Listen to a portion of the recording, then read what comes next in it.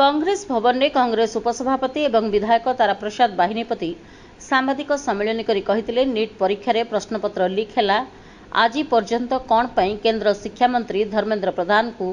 प्रधानमंत्री मंत्रिमंडल बहिष्कार करूनाहांती। एक वीडियो वार्ता दे विरोधी दल नेता राहुल गांधी एही सांबादिक सम्मेलन रे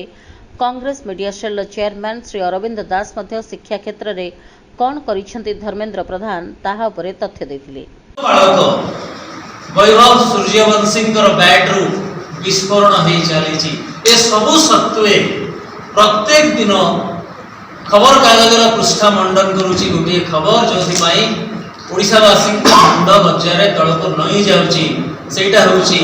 नीट प्रश्नपत्र प्रकट प्रक्रिया एवं श्रीयुक्त प्रधान ताकू गाली देवारे सफल हो आउ गोटे अपारग कार्य धरा पड़ जाइए। सीबीएसई 18 लाख 18.5 सारा भारत चर्चार विषय चर्चा होड़िया अस्मिता जो सरकार आसाला ओडिया जाति जो सरकार आसाला से सरकार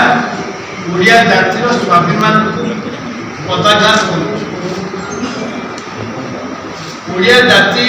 ओडिशा सारा ओडिशा आज लज्जित आज धर्मेंद्र प्रधान पाई सारा ओडिशा आज लज्जित कारण आप जानती 10 वर्ष 89 थर प्रश्न लीक घटना प्रश्न लीक कर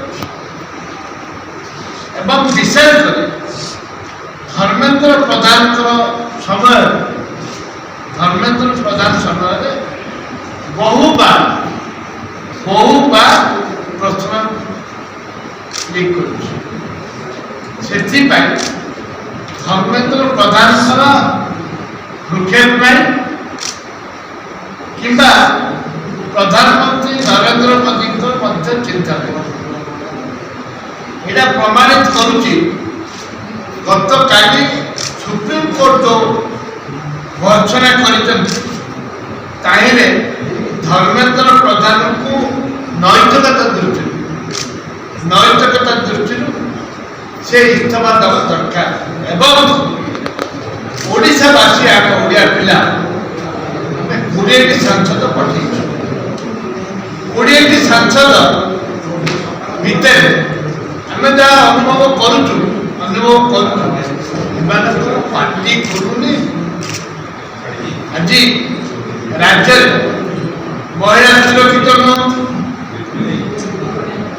एवं विभिन्न प्रसंग विभिन्न उनकी मेहनत बर्बाद हो गई। पूरा देश जानता है कि एग्जाम से 2 दिन पहले व्हाट्सएप पे नीट का पेपर बांटा जाए डिस्ट्रीब्यूट किया जाए। धर्मेंद्र प्रधान जी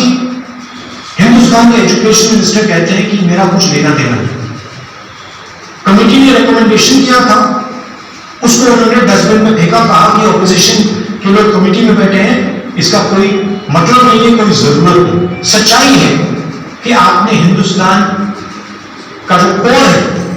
जो सेक्टर है उसको डैमेज किया है। ये एक नेक्सस है आरएसएस बीजेपी और जो हमारी यूनिवर्सिटीज में इनके लोग बैठाए गए हैं, वाइस चांसलर्स बैठाए गए हैं, प्रोफेसर्स बैठाए गए हैं, इनके बीच में पैसे बनाने का नेक्सस है और इस नेक्सस ने हिंदुस्तान के एजुकेशन सिस्टम को खत्म कर दिया। पूरा देश जानता है कि अगर आप वाइस चांसलर बनना चाहते हैं आपको संस्कृत कॉलेज की